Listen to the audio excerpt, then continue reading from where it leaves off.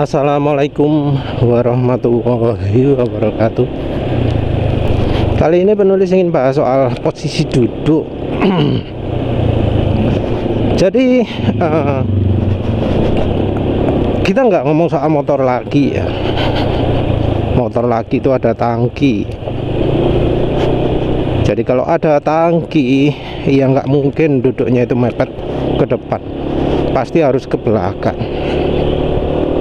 Dan dengan gayanya ada sportinya, ada sangat merunduk juga, pasti ya sudah tahu sendirilah gimana kalau menikung, kalau berhenti, kalau akselerasi, mengerem, ya tentunya jadi sesuatu yang salah satu yang dibenci ketika mengendarai motor lagi yang sangat merunduk. Nah, tapi kita di sini bahas soal motor bebek dan motor matic.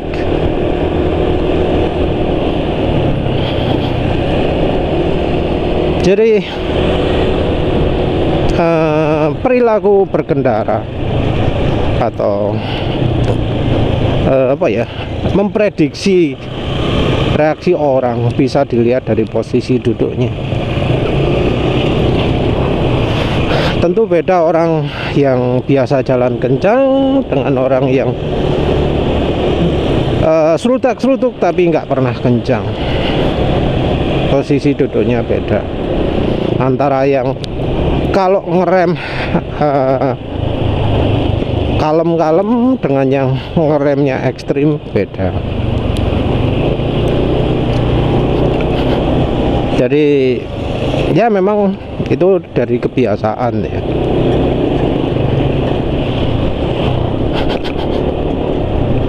Tapi ya mau nggak mau, kalau berkendara ada saat dimana kita harus mendadak melakukan tindakan yang ekstrim, tindakan yang di luar kebiasaan, yaitu kalau ngerem mendadak atau menghindar. Nah, yang kebiasaan jalan kencang ya pasti sudah biasa manuver lah ya, walau belum tentu juga dia bisa mahir ngeremnya, tapi paling tidak dari posisi duduk. Ini ada contoh kebetulan. Kalau kaki di belakang gini, gak mungkin lah kaki di belakang terus lihat pantatnya agak ke depan gitu, mustahil itu bisa mengendalikan motor dengan baik. Apalagi itu ya gak tepat belas nyontoh gawe pegang HP jawab lagi ya sih. Iya kan jawab ngono ora mandek dhisik.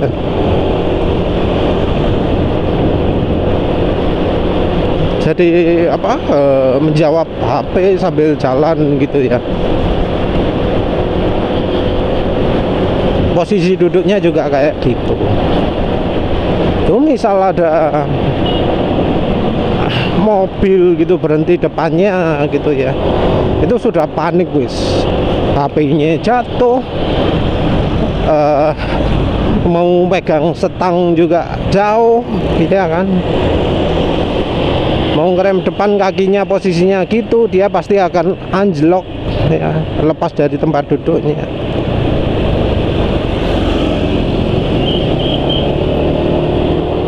Ya posisi itu posisi yang sangat-sangat lah ya, sangat-sangat nggak aman ya.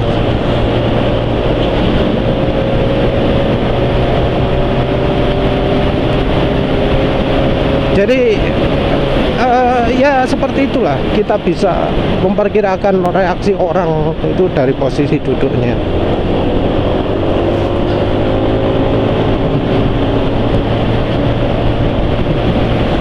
Jadi nggak semua orang itu posisi duduknya itu aman untuk mengerem. Ya, banyak faktor sih ya, banyak faktor yang menyebabkan hal itu. Kalau yang tadi itu orang yang karakternya nggak tahu banter. Ini ada X-Max ya. X-Max kan barusan penulis kritis ini suspensi ini merek apa? Oh bukan standar kayak. Tapi lihat stabil apa enggak. Oh ya ini dulu yang pernah nyalip motor penulis ya. Yang penulis sampai ngakak. Rumahnya di sana kan. Ini yang apa? Penulis jalan nyoba nyalip terus panas orangnya nyalip lagi terus sambil menaruh tangan di bawah ini ya kan, ini masnya ini wah masa ya nggak sadar motornya tenaga gede, tapi suspensinya bentuknya aneh ya.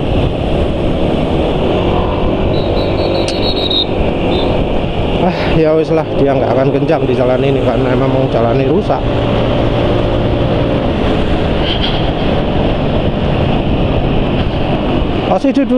Posisi duduk itu ya memang harusnya hal yang aman. Itu rider harus siap mengerem. Gimana caranya kalau mengerem? Jangan sampai jatuh.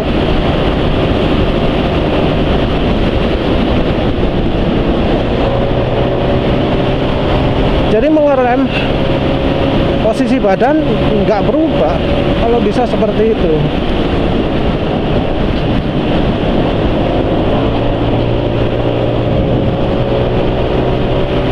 Jadi mau ngerem mau ngegas posisi duduk tetap kalau bisa seperti itu.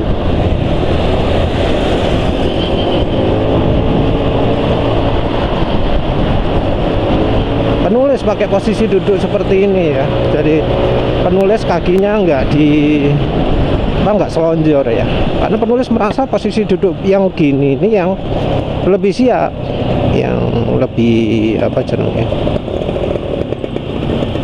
lebih bisa kalau pas butuh akselerasi, butuh belok mendadak ya belok mendadak.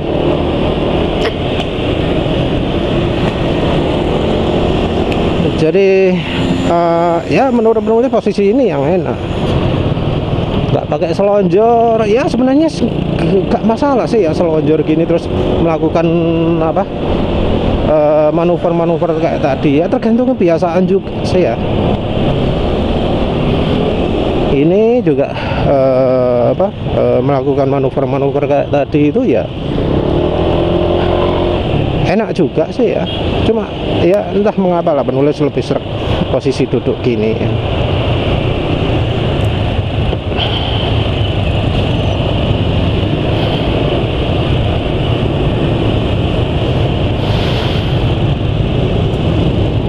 Jadi posisi duduk itu ya memang sih emang kayak orang di depan ini gak iso ideal. Kenapa nggak bisa? Karena motornya kekecilan. Jadi lihat aja di depan ya, posisinya kagok ya. Ruang lututnya habis. Jadi mau belok manuver macam-macam agak keganggu. Tapi ya masih nggak terlalu ketinggian lah. Ada yang sampai apa jenenge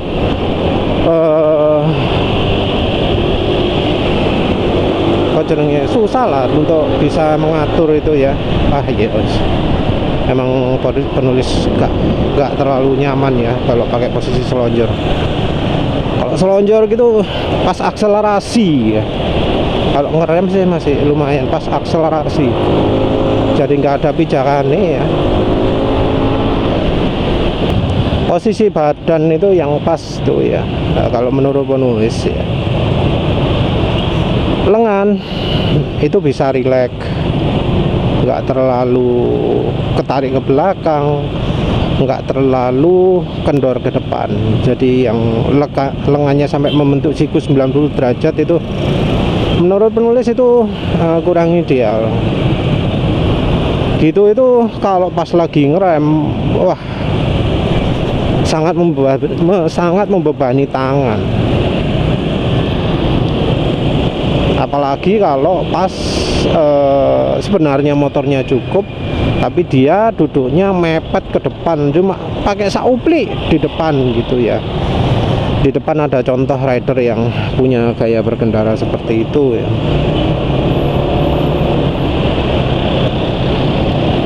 Jadi gaya berkendaranya di depan sekali gini ya, terus lengannya di samping. Saya nggak kelihatan ya posisi berkendara penulis. Lengannya di samping, duduk mojok mepet sangat ke depan. Sayangnya nggak bisa nunjukkan, tapi ya kira-kira kayak gitulah. Kan ada ya yang seperti itu, bahkan mungkin sangat di depan sekali gitu. Itu biasanya motor, ya bukan motor sih, tergantung dari ridernya. Ada yang seperti itu. Memang kadang situasi membutuhkan seperti itu, misalnya kalau pas bawa barang besar gitu ya. Tapi ada yang dalam kondisi normal pun sendirian duduknya seperti itu. Ono contoh ya, waduh, sana kanan atas gak begitu kelihatan. Jadi duduk mepet di depan, terus siku ketekuk 90 derajat, terus siku ada di samping badan, itu ada. Nah, ada. Nah, yang begitu itu biasanya bukan mereka yang jalan kencang. Karena kalau mereka jalan kencang dan butuh ngerem mendadak, ya bisa jatuh mereka. Jadi kalau ada kejadian ngerem mendadak, kemungkinan jatuh mereka itu besar.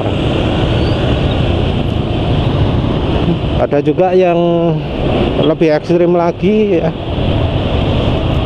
duduk mepet ke depan,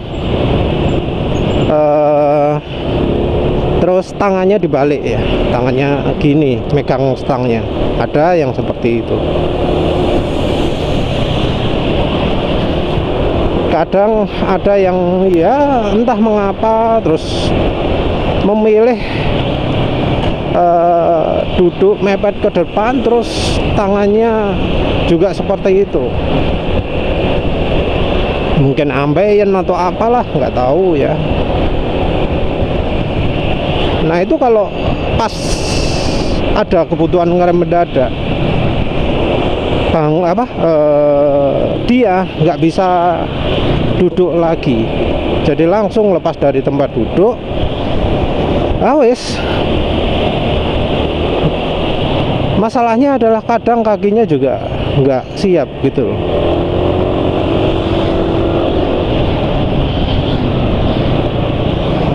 Nggak siap. Jadi begitu pas habis ngerem, kakinya langsung turun ke jalan. Mungkin pernah nggak lihat yang seperti itu? Penulis pernah.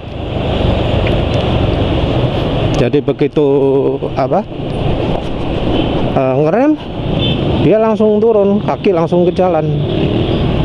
Yang terjadi karena motor itu kencang, dia lompat-lompat, terus akhirnya kakinya keseret, badannya rebah ke depan, badannya itu mangku ke bagian poros depan ini, dan pastinya nggak ngerem. Kalau ngerem, motornya jungkel ke depan, terus ya wis gulung-gulung koprol gitu. Mungkin nggak pernah lihat deh. Penulis pernah sih. Ngeri kan itu ya.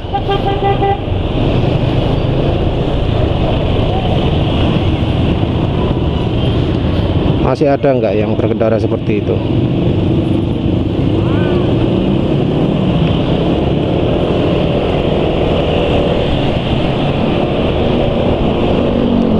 kalau yang apa biasa di jalan terus jalannya kecepatan 60, 70, 80, rasanya nggak ada yang seperti itu.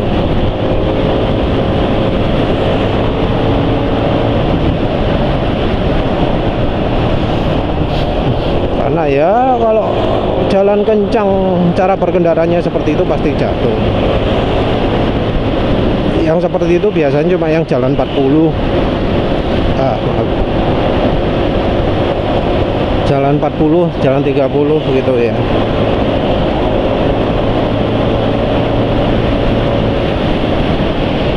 Ini nggak ada hubungannya dengan kecepatan kendaraan, karena ya kendaraan kan kecepatan yang paling apa pelan pun ya sekarang ini motor paling pelan bisa jalan 90 kan.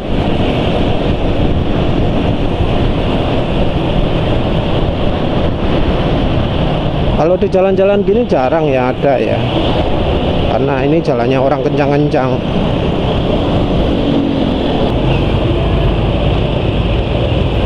Wah, banyak ono sing ngempos, bahaya itu. Mobil kayak gini ya, angkutannya beban berat, banyak kempos, nah, itu resiko meletus. Kenapa meletus? Karena banyak berubah-berubah bentuk terus. Karena banyak berubah bentuk,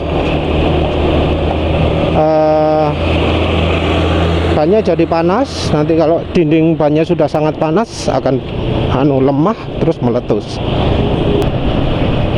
Terus kalau yang sebaliknya gimana? Yang posisi duduknya sangat mundur ke belakang.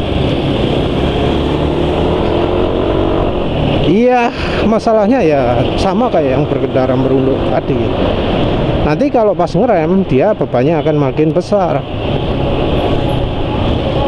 Jadi kalau makin besar ya nanti tergantung dari kekuatan tangannya. Kuat gak? Kalau nggak kuat ya lemah, ya bakal masalah juga. Tapi terutama sih ya, terutama orang anggap nggak ada bedanya. Terutama mereka-mereka yang kalau cara ngeremnya itu ngaco gitu ya. Kalau ngerem depan dulu, sebenarnya ngerem depan dulu itu nggak selalu bahaya ya, karena memang kondisi jalan itu seringnya nggak beda. Yang jadi masalah adalah ketika kondisi jalan sudah tidak sesuai dengan kebiasaan, sudah beda dari biasanya. Jadi ketika jalan licin, ketika ada pasir, terus dia pakai rem depan, nah wis itu biasanya malah petaka. Penulis bilang nggak ada bedanya karena orang mau duduk seperti apapun ya, kalau sudah cara ngeremnya depan dulu, resiko jatuhnya sangat-sangat besar. Jadi bagi mereka kan sama saja, mau duduk gimana pun begitu ngerem langsung jatuh. Jadi mau ngerem mau tak gimana pun begitu melakukan aksi pengereman mendadak dia pasti jatuh. Jadi daripada pusing-pusing mikirin caranya duduk, wes duduk saenake mepet ngarep toh sama-sama jatuh. Nah, dan dia akhirnya yang dicari adalah gimana posisi duduk gimana sehingga kalau jatuh nggak parah-parah banget. Jadi untuk mereka ngerem mendadak itu adalah sesuatu hidup dan mati ya. Gimana caranya biar kalau jatuh itu nggak parah? Caranya seperti itu, karena bagi mereka namanya ngerem mendadak itu pasti jatuh. Nah ini beda ya, kalau yang ngeremnya sudah pakai cara aman, yaitu kalau ngeremnya belakang dulu terus diikuti depan, terutama untuk motor matic ya. Kalau motor lagi kan bisa shift down, lepas gas. Kalau ada engine brake-nya ya pakai engine brake kadang cukup.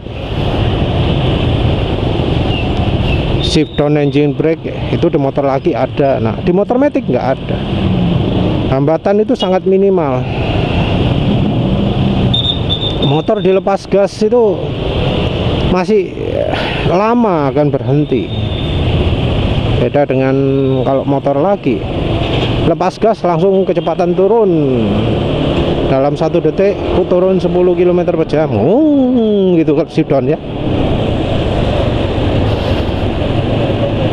Nah, kalau motor matic kan nggak ada seperti itu, makanya harus pakai rem belakang. Rem belakang mengawali, habis itu pakai rem depan seberapapun silahkan. Nah kalau sudah pakai rem belakang ini jadi penting posisi duduk itu, karena ya nggak ada resiko jatuh dari sisi pengereman mendadak. Resiko jatuh sangat kecil. Nah cuma tinggal ngatur seberapa kekuatannya sehingga berhenti lebih cepat, dan gimana cara duduknya sehingga kalau ngerem itu masih tetap bisa mempertahankan posisi. Jadi gimana caranya duduk tapi bisa enak, stabil, nggak kuget-kuget gitu ya. Kalau sudah soal gini ya tentu akomodasi dari motor juga penting. Motor yang posisi duduknya miring, nah itu bikin ribet itu ya, bikin nggak enak. Motor apa sing dulu pernah nulis naik posisi duduknya nggak enak ya kan?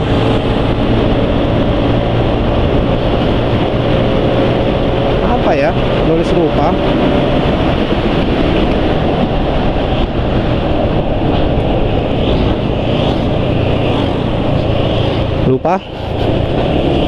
Terus kalau posisi tempat duduknya licin.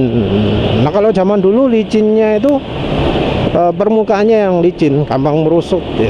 Zaman dulu emang zamannya tempat duduk itu yang mengkilat-mengkilat. Jadi zaman dulu itu motor, tempat duduk motor itu gayanya mengkilat, makin dianggap top gitu ya, padahal licin. Terus sekarang tempat duduk mulai berubah jadi yang model ngedov dan empuk. Tapi sayangnya ada terutama Honda ya entah mengapa yang bagian kulitnya pilih yang elastis. Memang bisa membantu dari sisi keindahan, cuma masalahnya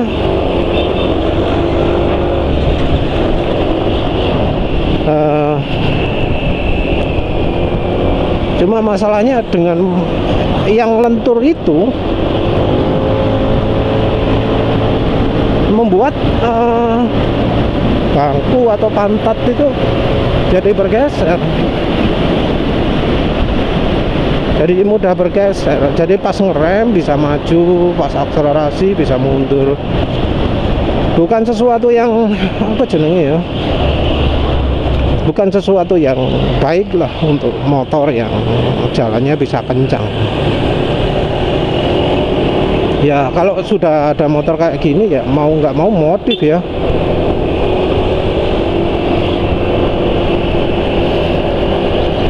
Harus modif. Semua tergantung dari gaya berkendara emang. Kalau berkendaranya pelan mungkin lebih toleran terhadap semua posisi, tapi alangkah baiknya ya walau posisi duduknya itu walau jalannya itu pelan,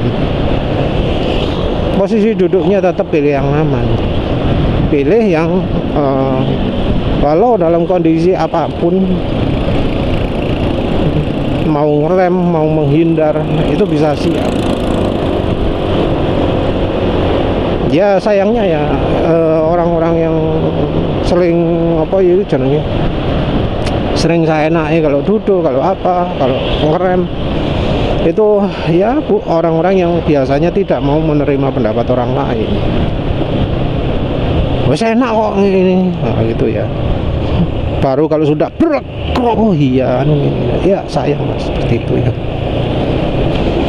Ya wes lah, ya emang ya kalau jalan pelan-pelan itu baik, tapi sayangnya nggak semua orang di jalan itu baik. Ada yang jahat, ada yang kalau apa ambil jalan seenaknya, nyebrang seenaknya, berhenti seenaknya, ambil jalur orang seenaknya. Dan kalau sudah ada seperti itu, nggak ada apa jenenge keuntungan jalan pelan-pelan, nggak ada.